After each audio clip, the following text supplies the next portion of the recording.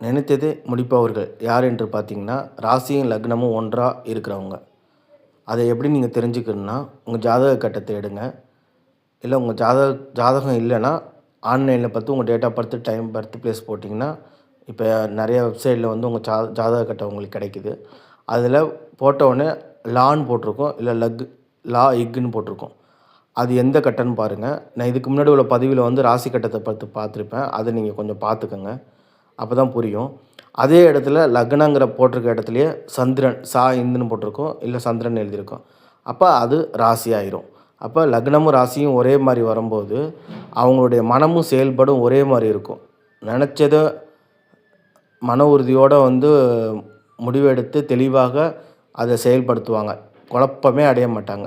ஒரு எய்ம் வச்சாங்கன்னா அதை அழகாக ஈஸியாக வந்து முடித்து காட்டுவாங்க. எந்த குழப்பமும் இல்லாமல் இந்த வாழ்க்கையில் நினைத்தது